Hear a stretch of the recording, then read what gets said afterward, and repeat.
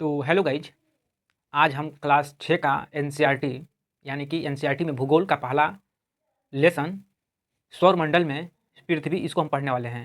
तो यहाँ पर देख सकते हैं मेरे पास एनसीईआरटी का बुक है और इस बुक में टोटल 6 लेसन दिया गया है। पहले चैप्टर का नाम है सौरमंडल में पृथ्वी, दूसरे का नाम है ग्लोब अक्षांश एवं देशांतर और तीसरे का नाम है पृथ्वी की गतियाँ, फिर मानचित्र, पृथ्वी के प्रमुख परिमंडल, हमारा देश भारत। इसमें कुल 6 टॉपिक है।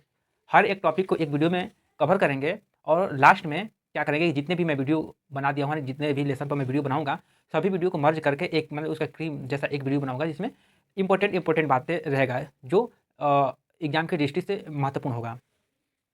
और इसमें मैं एनसीईआरटी का जो भी टैग होता है उसको भी लिखते चलेंगे। तो पहला जो चैप्टर है इसको हम पढ़ लेते हैं इस वीडियो में, सौरमंडल में पृथ्वी। चैप्टर का नाम है सौरमंडल में पृथ्वी। सौरमंडल में पृथ्वी। अच्छा, हमें ये बताइए, इस चैप्टर का नाम है सौरमंडल में पृथ्वी, क्यों नहीं इस चैप्टर का नाम रख दिया गया था कि पृथ्वी में सौरमंडल? ऐसा इसलिए नहीं रखा गया क्योंकि हमारा जो पृथ्वी है सौरमंडल के अंतर्गत आता है, इसलिए इसका नाम रखा गया है सौरमंडल में पृथ्वी। तो हमें सबसे पहले ये जानना पड़ेगा कि सौरमंडल है क्या।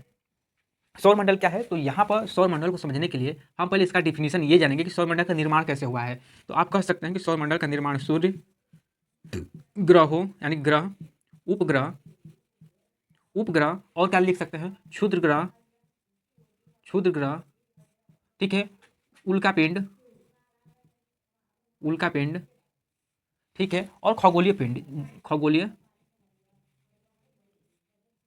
खगोलीय पिंड, ठीक है, आदि लिख सकते हैं, ठीक है, खगोलीय पिंड, ठीक है। तो सौरमंडल का निर्माण सूर्य, ग्रह, उपग्रह, क्षुद्र ग्रह, उल्कापिंड, खगोलीय पिंड से मिलकर के हमारा सौर मंडल बनता है जिसको सोलर सिस्टम बोलते हैं। तो सौर मंडल में हमारा सूर्य है, पहले सूर्य को पढ़ेंगे, फिर ग्रह कितने हैं तो 8 ग्रह हैं जिसमें मरकरी, वीनस, अर्थ, मार्स, जुपिटर, सैटर्न, यूरेनस और नेपच्यून, ठीक है। बुध, शुक्र, पृथ्वी, मंगल, बृहस्पति, शनि, अरुण और वरुण, 8 ग्रह को पढ़ेंगे। फिर उसके बाद उपग्रह, जैसे हमारा पृथ्वी का उपग्रह चंद्रमा है, फिर डेमोस से, फेबो से, ये उपग्रह वगैरह पढ़ेंगे, ठीक है। क्षुद्र ग्रह के बारे में पढ़ेंगे, क्षुद्र ग्रह कौन सा होता है, ठीक है, जिसको एस्ट्रॉइड बेल्ट बोलते हैं, ठीक है, जैसे सेयस, वेस्टा, हाइजिया, ये क्षुद्र ग्रह है। उल्कापिंड के बारे में पढ़ेंगे, खगोलीय पिंड जो भी आएगा उसको हम पढ़ते चलेंगे। तो सबसे पहले हम स्टार्ट करते हैं सूर्य से, सूर्य से जिसको सन बोलते हैं। तो देखिए सौरमंडल का ये मुखिया होता है। सौरमंडल का क्या होता है? सूर्य जो होता है सौरमंडल का मुखिया होता है जिसको प्रमुख बोलते हैं। प्रमुख, प्रमुख का मतलब समझ रहे हैं ना कि ये सौरमंडल में अपनी प्रमुख भूमिका निभाता है सूर्य। अगर सूर्य नहीं होता तो हम लोग का जीवन पॉसिबल नहीं हो पाता। तो सौरमंडल में जो सूर्य है क्या है? ये मुखिया है, सौरमंडल का मुखिया सूर्य है। और सूर्य जो होता है जितने भी ग्रह है उसके क्या होता है? केंद्र में स्थित होता है, ठीक है। सूर्य के पास स्वयं का प्रकाश पाया जाता है, प्रकाश व ऊष्मा होता है। सूर्य के पास स्वयं का प्रकाश और ऊष्मा होता है जिसके कारण हम लोगों को क्या मिलता है? प्रकाश और ऊष्मा मिलता है। अगर सूर्य के पास अगर ये प्रकाश और ऊष्मा नहीं होता तो हमें भी ये ऊष्मा प्राप्त नहीं हो पाता, ठीक है।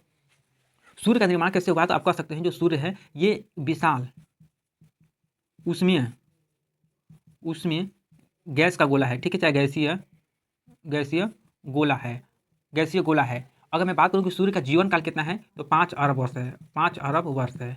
सूर्य का जीवन काल जो है 5 अरब वर्ष होता है। सूर्य क्या है? तो सूर्य एक तारा है। सूर्य क्या है? तो सूर्य एक तारा है और जो भी तारा होता है उसका जीवन काल यानी कि टाइम पीरियड कितना होता है? तो 10 अरब वर्ष होता है, 10 अरब वर्ष। तो सूर्य का टाइम पीरियड जो समय अवधि क्यों 5 अरब वर्ष है? क्योंकि हमारी पृथ्वी से अन्य तारों की अपेक्षा नज़दीक है। यानी कि हम ये कह सकते हैं कि जो सूर्य है हमारी पृथ्वी से जितनी दूरी पर सूर्य है उससे कितने यानी कि बहुत सारे और दूरी पर अगर जाएंगे उतना और दूरी पर जाएंगे तो और बहुत सारे सूर्य मिल जाएंगे जिनका जो टाइम पीरियड है 10 अरब वर्ष है, ठीक है। फिर 5 अरब वर्ष के बाद क्या होगा तो इसकी कहानी अलग है, ठीक है। तो अब हम ये भी जान लेते हैं कि सूर्य है, ठीक है, और सूर्य और पृथ्वी, ये रहा सूर्य और ये रहा अर्थ। इसके बीच की दूरी कितना है? तो आप कह सकते हैं कि इसके बीच की जो दूरी है लगभग 15 करोड़ किलोमीटर है, 15 करोड़ किलोमीटर होता है। ये भी दूरी घटता और बढ़ता रहता है, इसलिए मैं लगभग में बताया। अगर कम होगा तो कितना हो सकता है? तो 14.98 करोड़ किलोमीटर हो सकता है, ठीक है। अभी इसकी घटना हम आगे पढ़ेंगे इसके बारे में। और सूर्य का जो ये प्रकाश मंडल है जिसको क्रोमोस्फेयर बोलते हैं, इसका टेम्परेचर 6000 डिग्री सेल्सियस होता है और इसके सेंटर का जो तापमान होता है 15 मिलियन डिग्री सेल्सियस होता है। सूर्य के सेंटर का तापमान होता है, ठीक है। अच्छा, सूर्य और पृथ्वी के बीच की दूरी तो हम माप लिए, ठीक है। किस में मापते हैं? तो एक चीज़ और आप यहाँ पे 2-3 प्रश्न और है, नोट कर लीजिए कि जो सूर्य है और पृथ्वी, सूर्य और पृथ्वी के बीच की दूरी हम जान गए। दूरी को यानी कि खगोलीय दूरी, जो खगोलीय दूरी, सूर्य से चंद्रमा के बीच की दूरी, सूर्य से पृथ्वी के बीच की दूरी, ठीक है, पृथ्वी से सूर्य के बीच की दूरी, इसको हम कैसे नापते हैं? तो ये खगोलीय दूरी है। तो इस दूरी को हम लोग प्रकाश वर्ष में नापते हैं। तो एक प्रकाश वर्ष बराबर क्या होता है? तो एक प्रकाश वर्ष बराबर प्रकाश वर्ष बराबर 9.46 गुणित 10 के घाते 12 किलोमीटर होता है। कितना होता है? 9.46 गुणित 10 के घाते 12 किलोमीटर होता है। और खगोलीय दूरी का एक छोटा मात्रक यानी छोटा इकाई है। और बड़ा मात्रक अगर लेंगे, खगोलीय दूरी को नापना होगा तो पारसेक में नापते हैं। तो एक पारसेक बराबर क्या होता है? 3.6 प्रकाश वर्ष होता है। क्या होता है? 3.6 प्रकाश वर्ष होता है। ठीक है, आप सभी लोग इसको याद कर सकते हैं कि एक पारसेक बराबर कितना होता है। तो एक पारसेक बराबर 3.6 प्रकाश वर्ष होता है। एक पारसेक बराबर 3.6 प्रकाश वर्ष होता है। ये दूरी का यानी खगोलीय दूरी का ये बड़ा मापक है, क्या मात्रक है। ठीक है, अगर मैं बात और एक प्रश्न यहीं पर पूछ लूँ आपसे कि सूर्य से प्रकाश पृथ्वी पर आता है तो उस प्रकाश की चाल क्या होता है? तो प्रकाश की अगर मैं बात करूँ, प्रकाश की चाल, तो प्रकाश की जो चाल होती है, प्रकाश की चाल जो होती है 3 हाँ, प्रकाश की चाल कितना होता है? तो 3 गुणित 10 के घाते 5 किलोमीटर पर सेकेंड होता है। यानी कि एक सेकेंड में जो प्रकाश होता है 3 लाख किलोमीटर की दूरी तय कर लेता है। और सूर्य से प्रकाश को पृथ्वी में आने में 8 मिनट 16 सेकेंड लगभग में लगता है। ये तमाम क्वेश्चन है जो आपको अपने नोट्स में लिख लेना है, या आप ऐसे भी इसको पढ़ते चले जाएंगे। तो सूर्य के बारे में बहुत विशेष कुछ नहीं था, इतना ही था। और बहुत चीज़ें जो हैं हम लोग पढ़ते जाएंगे, वो क्लियर होता चला जाएगा। तो सूर्य के बारे में पढ़ लिए, सूर्य को पढ़ने के बाद सूर्य को पढ़ लिए। ठीक है, इसमें और एक दो तीन बात आप सभी लोग जान सकते हैं कि जो सूर्य होता है एक केंद्र में होता है, इसके चारों तरफ जो ग्रह हैं सूर्य का क्या करते हैं? परिक्रमा करते हैं। और जो सूर्य के चारों तरफ परिक्रमा करते हैं एक निश्चित पथ पर, दीर्घवृत्ताकार पथ पर अपना चक्कर लगाते रहते हैं सूर्य का। ठीक है, तो इतना बात समझ गए। अब हम लोग सूर्य को पढ़ने के बाद हम लोग ग्रह को पढ़ेंगे। ठीक है, फिर उपग्रह, ज्योतिग्रह ऐसे पढ़ते जाएंगे, छोटा ही वीडियो होगा। तो चलिए मैं अब इसके बाद मैं अब ग्रह को पढ़ेंगे। ठीक है, जैसे मैं आप सभी लोगों के सामने यहाँ पर कुछ फिगर बनाऊंगा। जैसे ये मेरा सन है, क्या है? सन है। ठीक है जी, यहाँ पर मैं बना करके मैं यहाँ बनाता हूँ। ये क्या है? सन है। और सन के चारों तरफ क्या है? जो ग्रह है वो परिक्रमा करते हैं सूर्य के चारों तरफ। तो ये हमारा रहा मरकरी।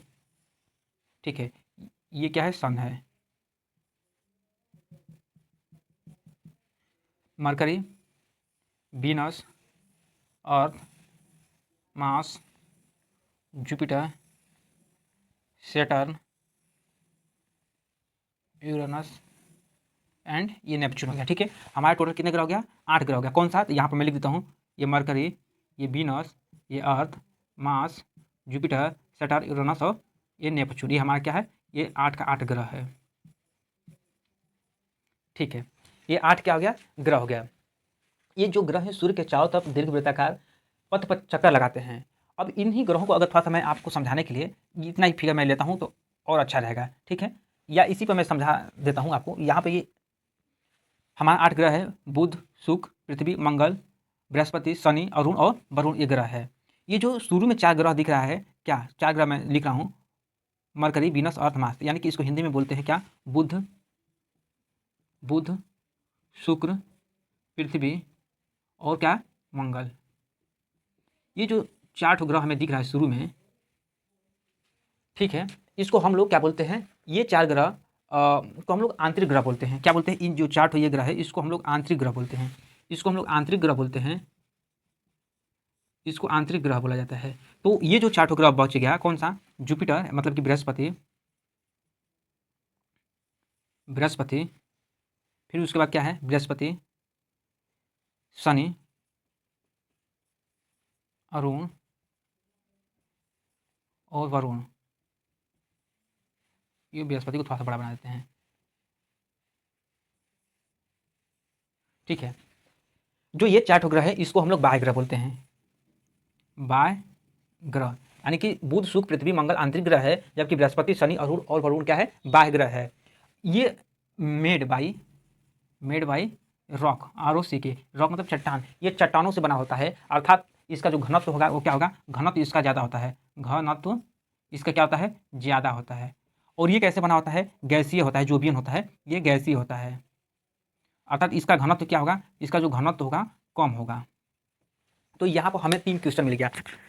पहला क्वेश्चन क्या है, तो पहला क्वेश्चन ये है कि जो बुध शुक्र पृथ्वी मंगल है ये आंतरिक ग्रह है, और बृहस्पति शनि अरुण वरुण है ये क्या है, बाह्य ग्रह है। ये मेड बाई यानी कि मेक बाई रॉक, ये चट्टानों से बना होता है, ठीक है। या इसको हम बोल सकते हैं कि चट्टानी ग्रह है, जबकि ये गैसीय ग्रह है। इस पर आदमी अपना पैर रखना चाहे, उतारना चाहे तो इस पर उतार सकता है, नहीं खड़ा हो सकता है, क्योंकि ये चट्टानों से बना हुआ है। जबकि ये गैस से बना हुआ है, जिस प्रकार से सूर्य गैस से बना हुआ है, इसी प्रकार से ये गैस का एक गोला है, अर्थात इस पर मानव जीवन संभव नहीं है, या इस पर हम लोग उतर नहीं सकते हैं।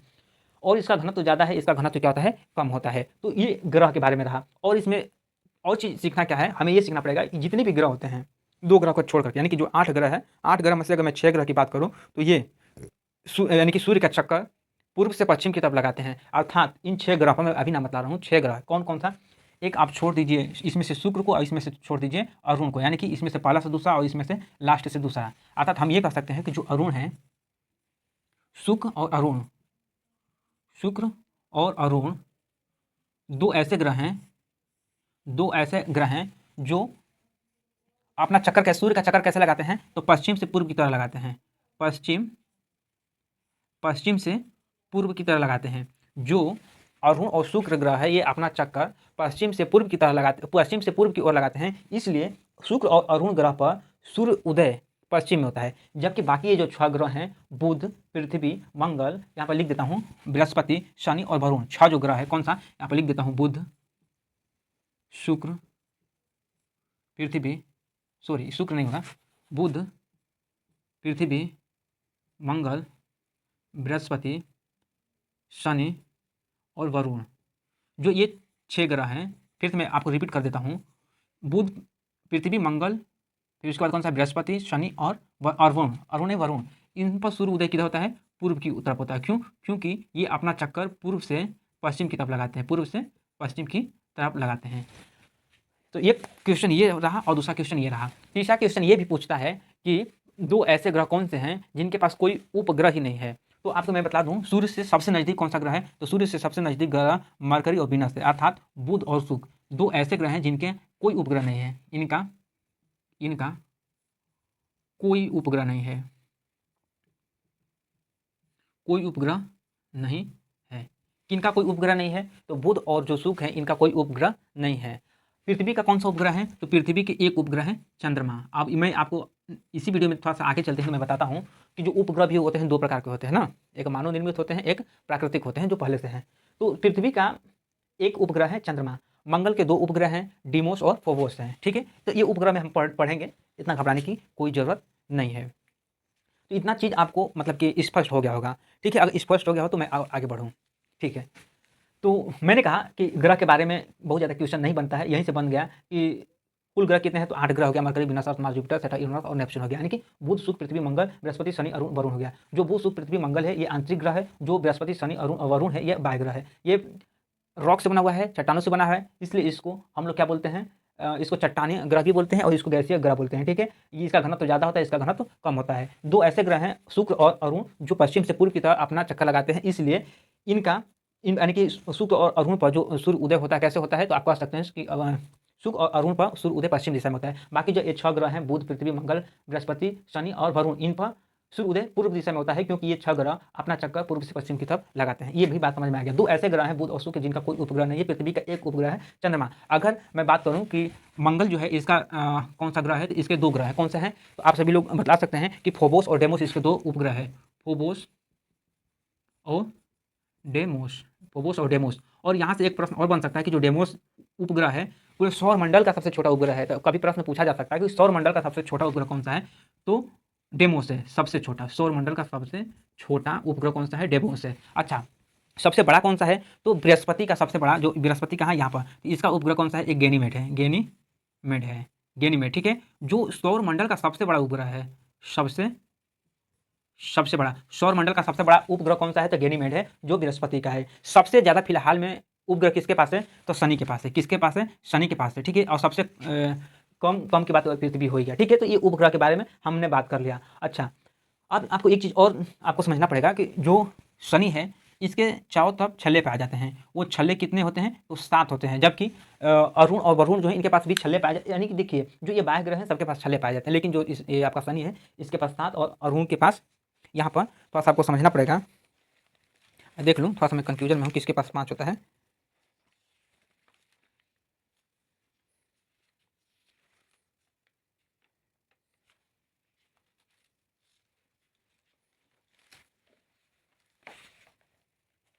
ठीक है जी, शनि के पास, ठीक है, ठीक है। जो अरुण है, जो अरुण ग्रह है, इसके पास 5 छल्ले पाया जाता है। कितना छल्ला पाया जाता है? 5 छल्ला पाया जाता है, ठीक है। और शनि के पास 7 छल्ले होते हैं। अच्छा, अरुण के 2 मतलब कि उपग्रह है, टाइटन और नेरिड, टाइटन और नेरिड, टाइटन और नेरिड, टाइटन और नेरिड, इसके 2 उपग्रह हैं। तो ये सब नहीं पूछता है। तो देखिए, उपग्रह भी 2 प्रकार के होते हैं। मैंने आपको एक चीज़ और बता दूं कि जो उपग्रह होता है वो 2 प्रकार का होता है। कौन सा? तो एक मानव निर्मित उपग्रह होता है, जैसे ISR, इंडिया द्वारा छोड़ा गया है, ठीक है, IRS है। और क्या है? 2 उपग्रह का नाम बताइए। ठीक है, देखिए, IRS है, इनसेट है, एडुसेट है। ये कृत्रिम उपग्रह है। IRS कैसे आप कहेंगे? इंडिया का रूपी, ऐसे IRS है, फिर इनसेट है, एडुसेट है।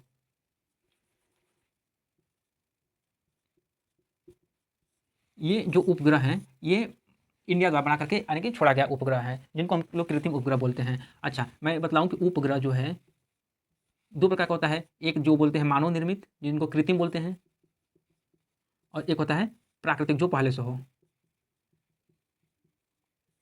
जैसे मैंने आज बहुत सारे लिख दिया हूँ, जैसे चंद्रमा है, फिर उसके बाद क्या है? डेमोस है, फोबोस है, ठीक है। फिर उसके बाद क्या है? टाइटन है, नेरिड है, फिर उसके बाद गैनीमेड है, बहुत सारे उपग्रह है, ठीक है। अब तो मैं आपको बतला दिया इन तमाम चीज़ों के बारे में। अच्छा, एक प्रश्न और यहाँ से निकलता है कि सूर्य का, इन 8 ग्रह में सूर्य का सबसे पहले परिक्रमा कौन लगाता है? तो जो बुध है, ये सूर्य का सबसे पहले परिक्रमा लगा लेता है। क्यों? क्योंकि ये काफ़ी नज़दीक है, ये तुरंत परिक्रमा लगा लेता है। तो सूर्य का एक चक्कर सूर्य का एक चक्कर लगाने में बुध को 88 दिन लगता है। कितना होता है? 88 डे। अर्थात ये कह सकते हैं कि जो बुध पर बुध पर 1 वर्ष होता है, वो 88 दिन का होता है। पृथ्वी सूर्य का एक चक्कर लगाने में कितना समय लेता है? तो पृथ्वी सूर्य का एक चक्कर लगाने में 365 दिन का समय लेती है। 365 दिन का समय लेती है एक चक्कर पूरा करने में। अर्थात ये कह सकते हैं कि जो पृथ्वी है, पृथ्वी पर 1 वर्ष 365 दिन का होता है, ठीक है। और सबसे ज़्यादा समय कौन लेता है? तो जो सबसे दूर होगा, यानी कि सबसे कम समय मरकरी लेगा, उससे कम, उससे थोड़ा सा ज़्यादा वीनस लेगा, उससे सबसे ज़्यादा, उससे थोड़ा सा ज़्यादा अर्थ लेगा, उससे ज़्यादा मार्स लेगा, फिर उसका जुपिटर लेगा। ऐसे करते करते जो नेपच्यून है, अर्थात हम ये कह सकते हैं क्या, नेपच्यून जो है, ये सबसे ज़्यादा समय लेता है सूर्य का एक चक्कर पूरा करने में। तो ये चीज़ें आपको समझ में आया होगा कि सबसे ज़्यादा चक्कर। अच्छा, जो हमारे बुध है, इस पर जीवन संभव नहीं है। ऐसा क्यों? क्योंकि यहाँ का टेम्परेचर दिन के समय में बहुत ज़्यादा हो जाता है और रात के समय में बहुत कम हो जाता है, जिसके कारण यहाँ पर जीवन भी संभव नहीं है, ठीक है। अब ये इतना तब आप जान गए। इसके अलावा थोड़ा सा कुछ चीज़ें हैं जिनको जानना बहुत ज़रूरी है। क्या? हमने सबसे पहले सूर्य के बारे में पढ़ लिया, फिर ग्रह के बारे में पढ़ लिया, फिर उसके बाद क्षुद्र ग्रह के बारे में पढ़ेंगे। तो देखिए, हमारा जो यहाँ पर मरकरी, वीनस, अर्थ, मार्स और जुपिटर, अर्थात मंगल, ये कौन सा है? Mercury, Venus, earth, Mars and Jupiter. ये क्या है? मार्स है, और ये क्या है? जुपिटर है। अर्थात मैं यहाँ पर अगर इसका फिगर बनाऊँ, मार्स का मतलब मंगल और Brihaspati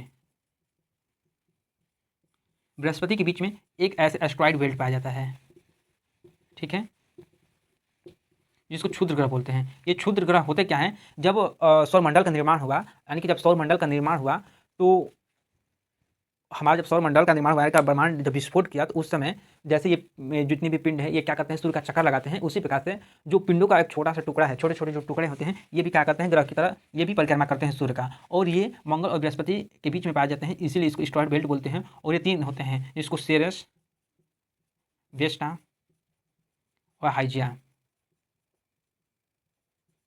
Ceres, Vesta and Hygiea, ये एस्ट्रॉइड बेल्ट हैं। तो मैंने सूर्य के बारे में पढ़ लिया, सूर्य, ठीक है। सूर्य के बाद ग्रह हो गया, सूर्य हो गया, ग्रह हो गया, फिर क्या मैंने बोला था? फिर उसके बाद क्षुद्र ग्रह भी हो गया, ठीक है। अब हम लोग जानेंगे उल्का पिंड।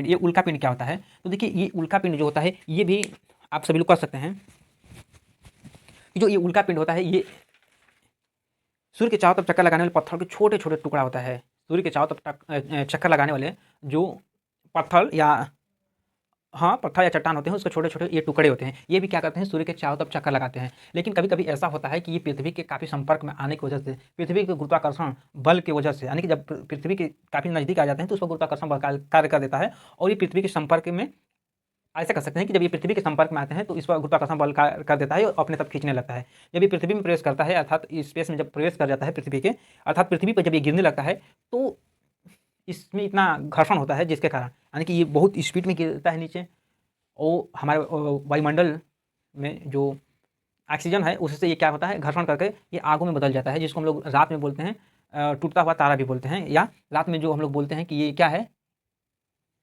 जो जिसमें टूटता हुआ उल्का पिंड को हम लोग क्या बोलते हैं, टूटता हुआ तारा है। ठीक है, तो ये क्या होता है कि चट्टानों के छोटे छोटे रूप होते हैं जो सूर्य के चारों तरफ चक्कर लगाते हैं, और जब ये हमारे पृथ्वी के संपर्क में आते हैं तो पृथ्वी जब अपने तरफ इसको खींचने लगती है, जिसके कारण घर्षण होता है, घर्षण से ये जलने लगता है, जिसको हम लोग बोलते हैं कि ये टूटता हुआ तारा है, अर्थात हम इसको उल्का पिंड बोलते हैं। ठीक है, तो इन तमाम चीज़ों को आप सभी लोग समझ गए होंगे। फिर हम इसमें कुछ चीज़ ऐसे हैं कि हमें सीखना पड़ेगा ये चीज़, नक्षत्र क्या होता है, नक्षत्र थोड़ा सा हमको समझना पड़ेगा कि नक्षत्र होता क्या है। यहाँ पर मैं बात करूँ नक्षत्र,